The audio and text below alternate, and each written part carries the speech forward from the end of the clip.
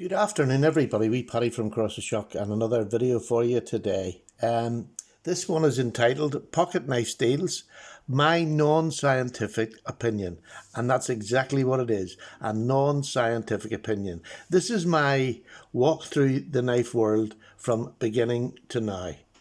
Beginning wasn't all that long ago before I got into collecting, so I'm just going to make that quite clear. And I would have used anything to cut anything as long as it was sharp before I came into this knife world. But what I'm going to do is going to start with some budget steels here. I have some medium price steels and I have some high-end steels. And then I have a knife in the middle that's going to contradict everything I say at the very end, just to wreck your illusion of Paddy's intelligence. Now, budget steels, there's so much talk about it. There's so many there's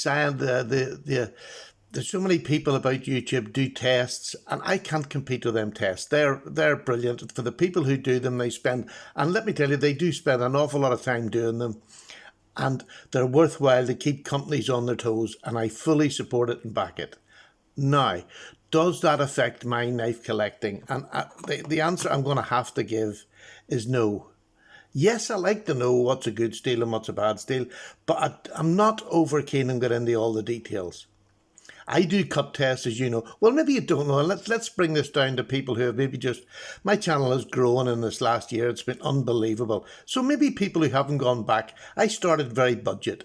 So my thing is, when I get a new knife, if it's just, a cheaper make and a steel, I'll give it a quick cut test. I do about 100 cuts, a cut on wood, 100 cuts in cardboard, a cut on wood. I'll knock it on the wood to see if it's chippy or it'll break. And then if it cuts paper, it's all right.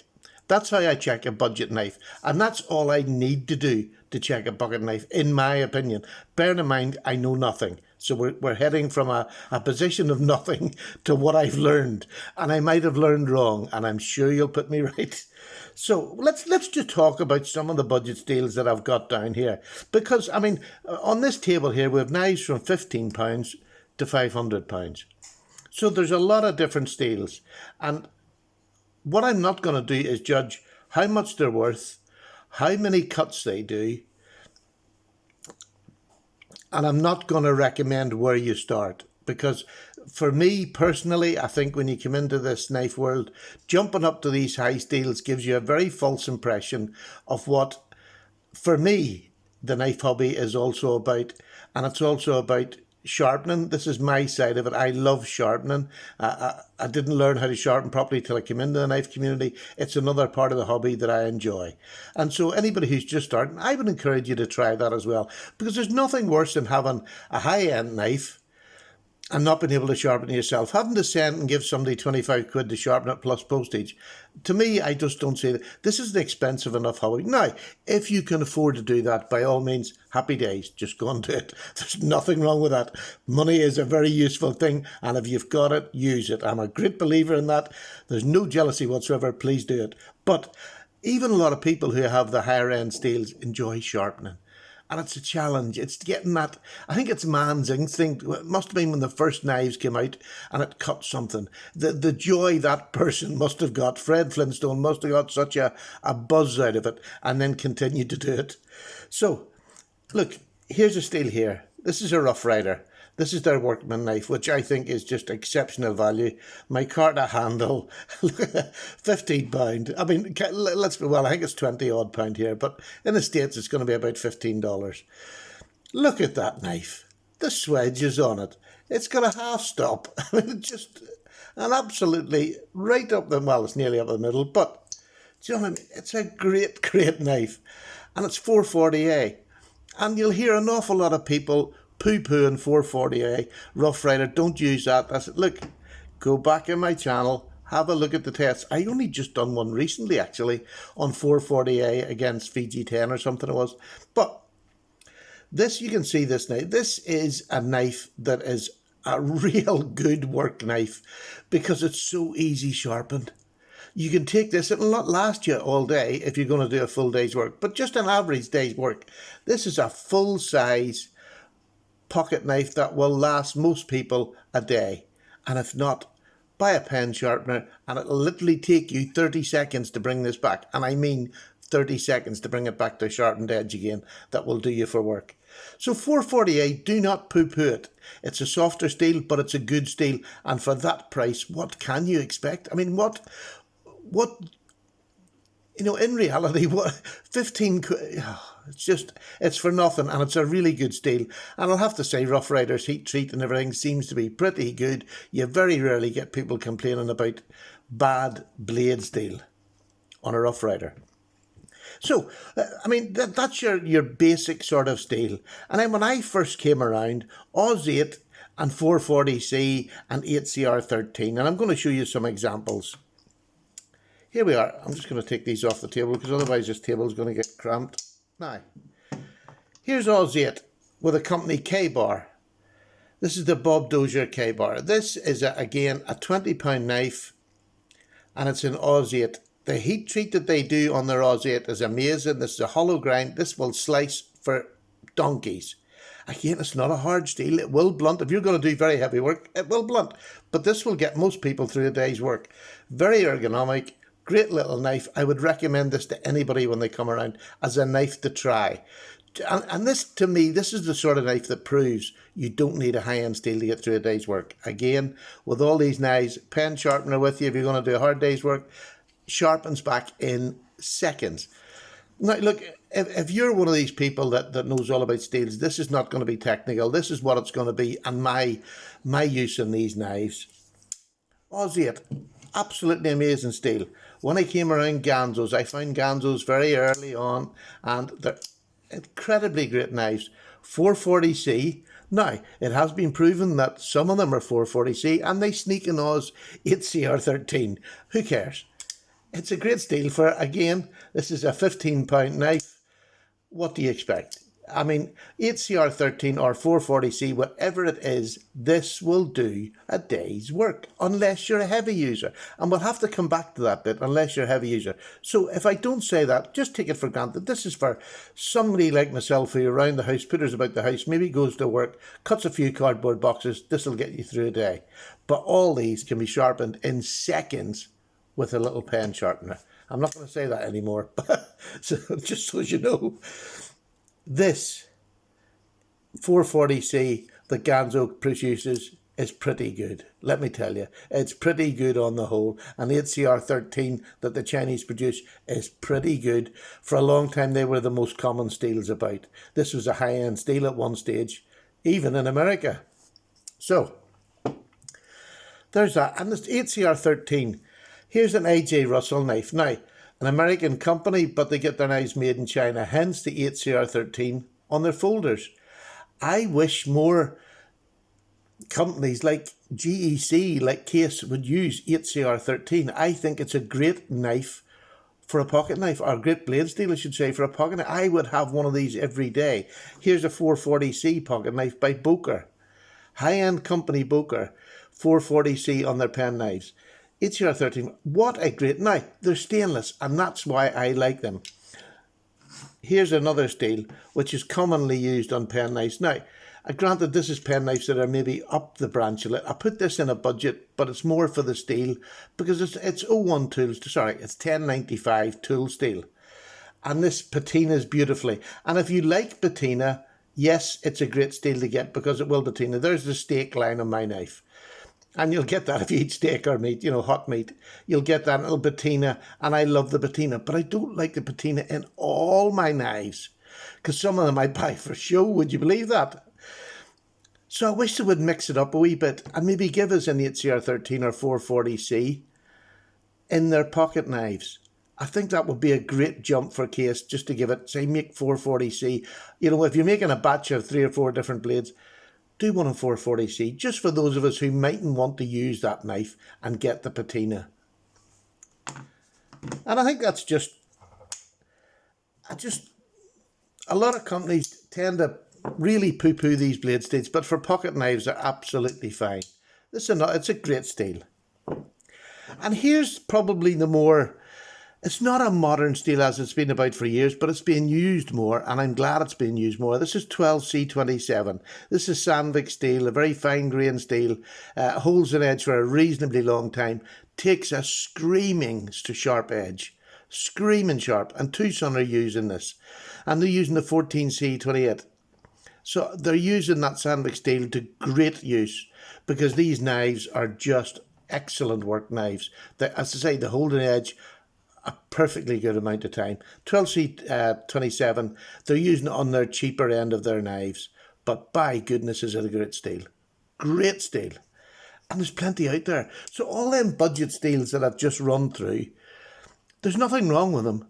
If you see a knife in them, as long as the knife is reasonably priced, there's nothing wrong with them. Learn how to sharpen, and again, that's my advice to anybody who's coming around this hobby. Learn how to sharpen, and you'll have no fear with steels, and that includes as you move up, because your sharpening will get better as you move up through this hobby. Now, I'm going to bring these down, and these are what I've put in the medium. And I put some in here that you probably are not going to think. There's some super steels in here, but they're mixed with some that are a step down from super steels. I put VG10 in, because VG10 I don't count as a budget teat. This is a brother knife, by the way, 1507. Beautiful knife in VG10. Holds an edge for a really good, and again, this is a traditional knife. Now, it's a lockback, it's a modern traditional carbon fibre, and a steel that is above budget in my eyes. VG10. Look at Spyderco's Delica. It's been going 20 years, and that VG10 is still a good steel. It still cuts, it still sharpens, and it does every man for a day's work. And again, easy sharpen, takes a screaming edge, VG10. And here's the brother to the 12CR27, is the 14C28N, and this has been used before. I mean, this is a Kershaw Blur. Oh, I don't even know how to open it. Kershaw Blur, great knife, been out a long time, and it uses 14C28. There was a time I used this solely as a work knife. It was just a beautiful knife, work knife, great big handle to get a grip on, beautiful blade with a bit of a belly and a bit of a recurve on it. So for cutting rope, for cutting things like that, boxes, an absolute gem of a knife. Highly recommend it. But the steel 14C28 holds an edge a bit longer than the 12C27, and that's why I moved it up, because I wanted to make that separation. So 14C Sandvik steel, absolutely super, sharpens easily, really easily as well. And here's another one that can go in either column, D2. And the reason I'm saying it can go in either column, because some companies make an absolute brilliant job off their heat treat, and DT comes out. This is a Civivi, and they seem to have a really good heat treat at the minute. This is a hollow grind. It's a super slicer in D2. An absolute gem of a knife. Now, there's some Chinese D2, I know Civivi is Chinese, but there's a lot of Chinese, as they call it, D2 now, is not great.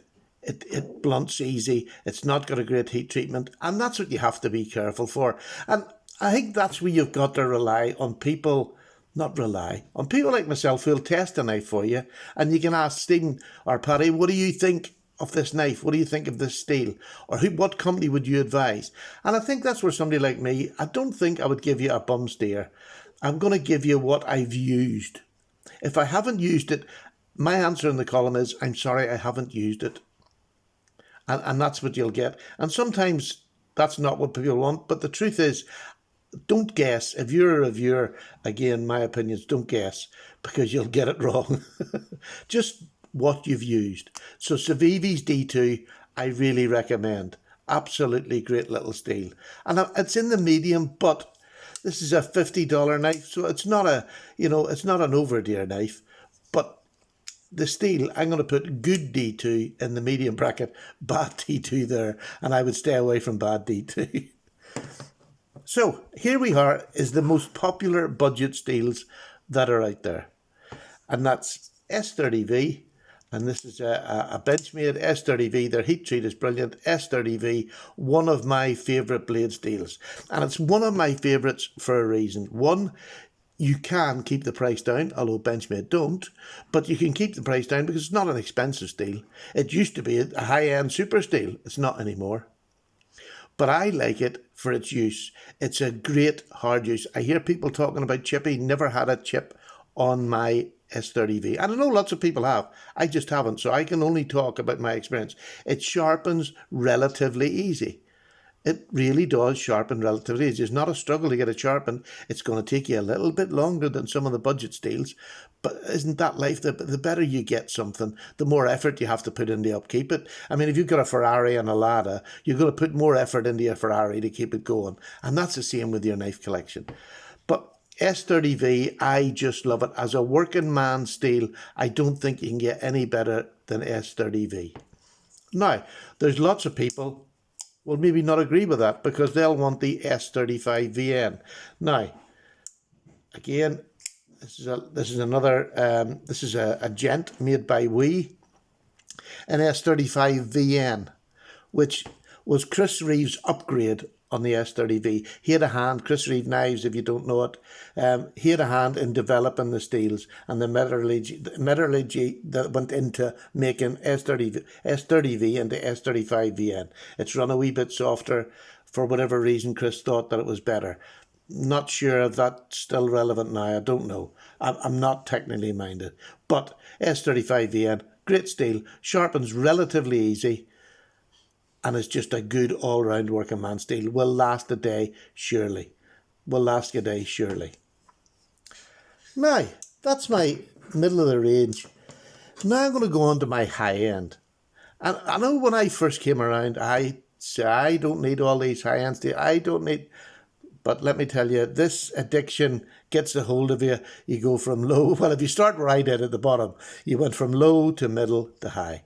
And that's the way things went. And that's the way things went for me. And I think I've had joy in them going that way. Now, the most popular steel that you're seeing in most now is M390 as a high-end steel. This is a Spyderco exclusive, a bento box, Para 3 and M390. This is what I will use if I want to do work. Box slicing, anything, it lasts for ages. It lasts for ages. That'll be Sally. She's making a wee cup of tea at the side. I told her because this could have gone on a wee bit. So M390 is the popular steel at the moment. Now, there is dubious makers out there who are putting M390 out that is maybe not heat treated well. And there is a heat treat protocol that needs to be done, or M390 is no good. I mean, if you're not getting it up to that 59 plus, probably 60, it's going to be 60 up. 60, 61, 62, M390 will work pretty good. At 62, it'll work very good. Spyderco, at the minute, seem to be getting the heat treat spot on. Their M390, and I haven't used a whole lot of others, but their M390 is absolutely beautiful. This knife is my go-to work knife. But it's got a challenger. I recently traded for this boy here, which is CPM S110V. Again, this is a Spyderco, and there's a few Spydercos here, and the reason is Spyderco are experimenting with blade steels, and that's what keeps people like me interested. You can only have so many knives, then you have to have something special about that knife. This steel is better edge retention in my eyes than the M390.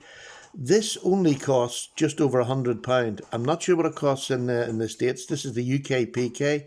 And to get S110V for that price, it's basically unheard of. M390 is now coming in under $100 blades regularly. But S110V, now, it can be harder to sharpen, much like M390, but it's not impossible to sharpen. It's not that hard. You just have to go a bit longer when you're sharpening. Same with this. You really have to put a wee bit of time in to get your edge crisp and sharp. But when you get it there, the rewards are just unbelievable. Love this knife. And again, this is a slip joint. And you'll notice in every section I've had slip joints because that's what I use a lot of. Now, here's another. This is the American version of M390. This is 20CV. It's the same elements that make up this blade steel, just that's Chinese, that's American. And you've also got another one. Oh, what's the other one called? out of my head. Out of my head, doesn't really matter. But M390 20CV now becoming popular. This is a hinderer. I believe his heat treatment is good because I use this and it goes for donkeys. It goes for donkeys, takes a screaming edge, much like the M390. To get a screaming edge is a bit harder with the S110V if you're a novice sharpener, I believe. But the 20CV, the M390, they take screaming edges. You can polish them up. They come up absolutely beautiful. They're just a joy to use. Are they better than these budget steels? Do you want to know something? They are. They last longer. They're better steels. You get a better edge. Well, not all the time, but you get longevity with the edge where you don't get it in these. And that is the truth. When I'm carrying this, I don't need to carry this because I know this will get me through anything I'm going to do in a day. I don't need this at all when I leave the house. And on these high-end steels, that is the case. Even the middle-of-the-road steels like VG10, S30V will get you through a day's work. But if I know I'm going to do a lot, I might take that with me. But on these four steels that I'm showing, I won't. So that would be one of my... These are three excellent knives for work. They're just unbelievable. That's a high-end knife, doesn't get a whole lot of heavy work. These two get all the dirt jobs that I have going that I need a blade that's going to last me for a bit of time. Here's a new steel to me. This is LC200. I have two knives in this. I have the Spidey Chef and I just got this one. The podcast crew paid for this one and we're doing some tests on it. We've dyed the scales on it. We've sharpened it. We've put choils in it and we're going to build a hobo shelter. Is it the hobo shelter with this one? No, we're going to carve a spoon with this one once the caravan gets opened up again. But LC200 is virtually stainless. This whole knife, everything that's on this knife from screws to detent balls, all completely stainless, won't rust. But this blade steel keeps an edge for a really good length of time and it takes a screaming edge. I believe it takes a better edge than these three. Much better edge. Really, really super steel. And yet this is a knife that's in the mid 100s in dollars. So this is not an over expensive one. I mean, that hinderer in the 20CV is an expensive knife. Now, you can get 20CV cheaper. No doubt you can get M390 cheaper. But this, to me, to get this for this price on a native 5, at a, say mid 150, I just think that is the bargain of a lifetime. Because this steel I am so impressed with. And I put it in the high-end steel because of its qualities more than its price nearly. Because of what it does, it's completely stainless. So you don't have to worry if you live in a sweaty area, you live in a moist area, you live by the sea, you work down by the sea, you're on boats. You have no worries with this knife. I just think the steel and the way it reacts, the way it sharpens, the way it holds an edge, top of the range. And if you ask me now for a favourite steel, this is my favourite steel. It doesn't last as long as these. It doesn't last. But as an all-round steel, I live by the sea, so as an all-round steel, plus a really good edge, ease of sharpening, but length of time that'll keep an edge, this is just my favourite steel at the moment, LC200. Followed by probably the hinderer, and these two are just beaters. This is a lightweight one that I throw when I'm UK legal. This is about the house down the yard or whatever to do dirty, rough work. Brilliant knives. Now, will this knife... Let me just get something else. Here's another plastic hand. There's an Oz 8 and there's an LC200. Now, if I was going out of the house and I had either one of them on me, would I feel naked or would I feel that I couldn't do what I was going to do in a day? Not in my average day. This is a great steel Oz 8. LC200, I've just gone through, I've just doted on that to let you know. But this is a good steel. And for everyday use, this is every bit as good as this. Now, there's maybe a price difference if I go up to these ones. But an Oz 8 blade at $20, this at about $150, I would not feel naked with this in my pocket. I would not feel as if I was lacking anything. Because when I take that out and I'm going to go out and I know I'm going to do a bit of work, I have that in my pocket. So I have no fear that I'm not going to have a cutting edge for the day. And to be honest with you, you can strop this back really easily, or you can use a stone from wherever. I mean, it's just so easily sharpened.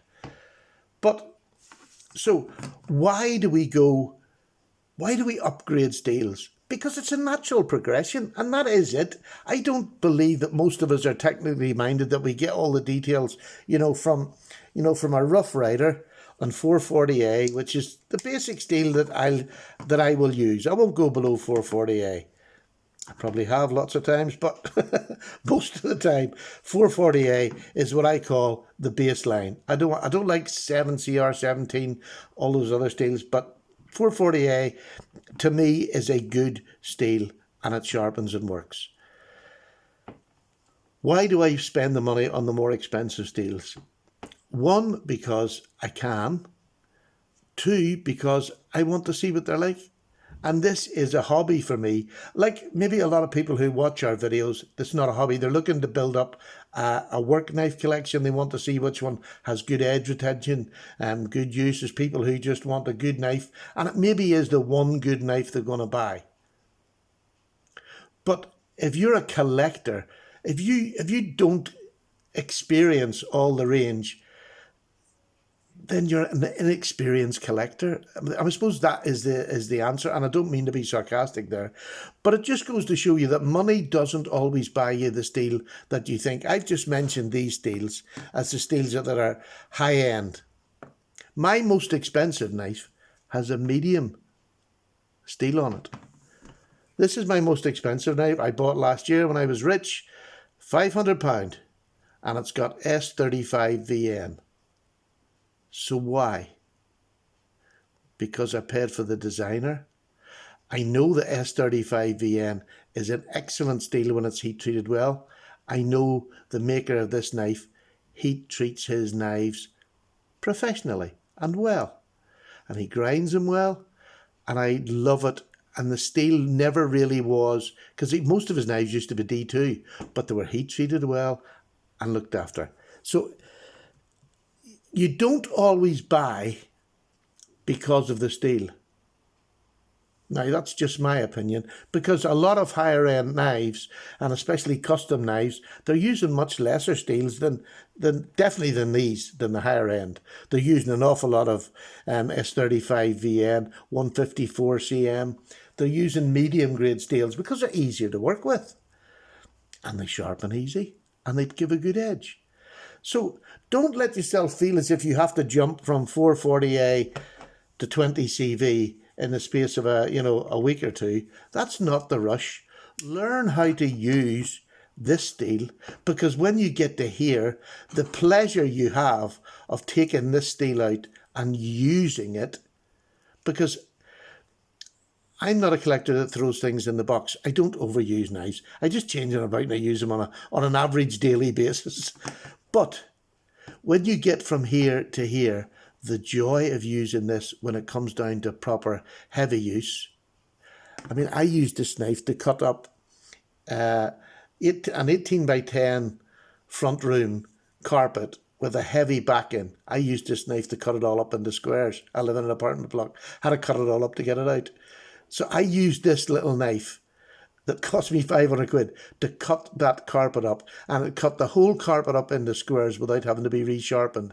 And it's just S35VN. So did I need M390? Did I need to? No, I didn't. S35VN. Done that job, and that's the hardest work I've ever had to do with a knife. The hardest work I've ever had to do.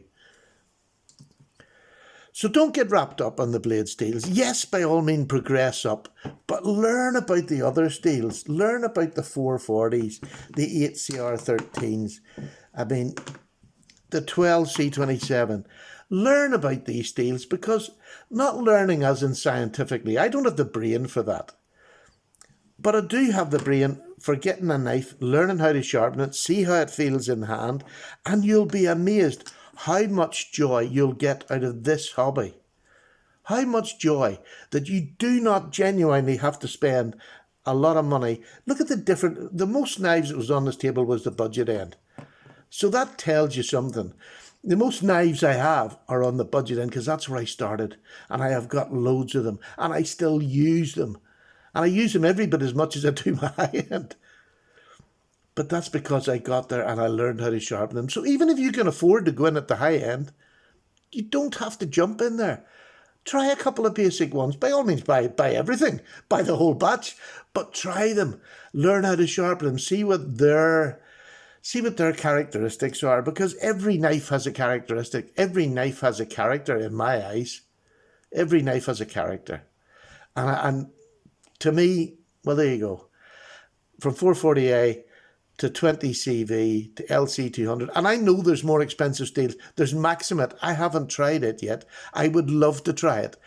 I will never I'm a pensioner now, so I will never in my life need Maximate steel for anything that I'm going to do.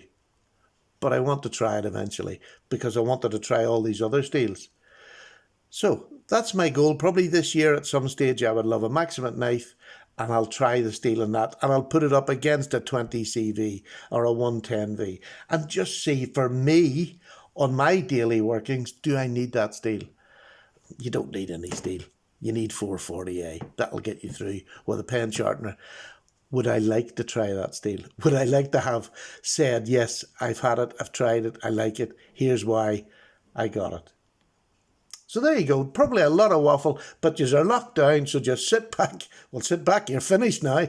Get up and go and have a cup of tea. Thank you for listening to me ramble. I apologise if I went on too long. I just wanted to make the point that I think more people should try a bigger variety of steels. That high-end 4 or 5 steels are great, but missing out on what the lower-end steels and the mid-range steels and learning how to sharpen them and learning how to progress up through your steels, it'll open up your hobby even more. From wee Paddy, I'm away for a cup of tea. Stay safe, look after yourselves and look after others. And for those who are looking after others, thank you very, very much. Take care, all the best. Paddy's gone.